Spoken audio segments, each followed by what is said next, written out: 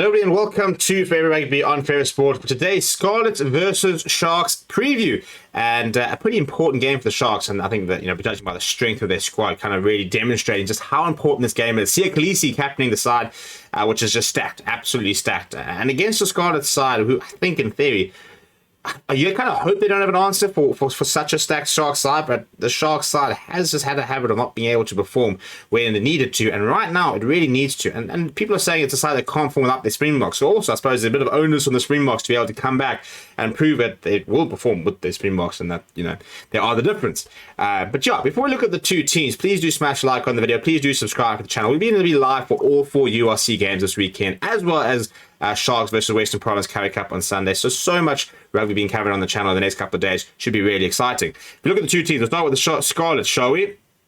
And it's not the strongest Scarlets side, if we're being brutally honest. But it's there's a couple of nice players in there. Like Gareth Davies, who I thought, he versus Munster a couple of weeks ago was absolutely terrific. But let's go sort of 1 through to 15, shall we? In the front row, we've got Kemsley Mateus, Sean Evans, and Javan Sebastian. Via Fifita, for me, he's been a really good signing, and he's a world-class player, isn't he?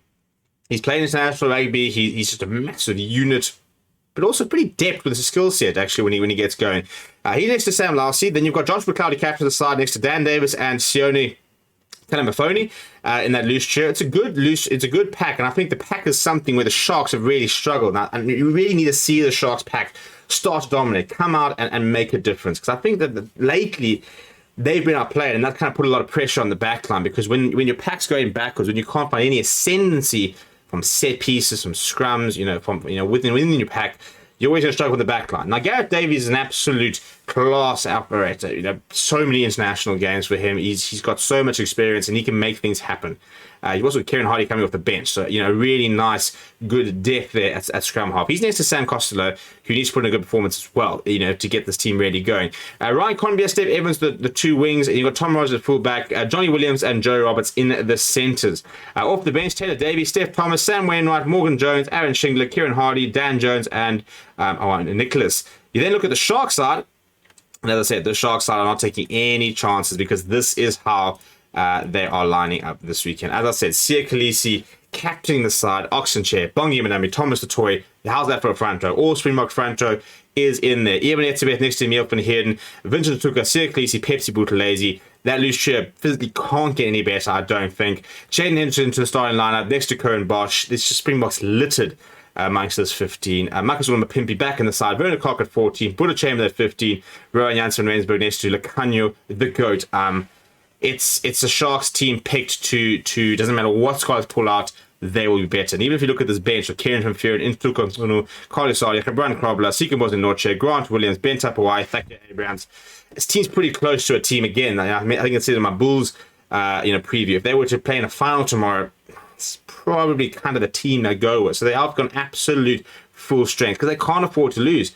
They have had a couple of bad weeks. They have found themselves in a bit of a tricky situation where a couple of bad weeks could actually have them out the top 8. And I imagine the disaster when a team like the Sharks, who spent all that money, brought in all these players, all that investment, are not playing Champions Cup rugby. It's not an option for them. It really isn't. And yet, sitting 7th on the table, Benetton playing against a Lions side, which they can probably beat as well, 3 points behind them.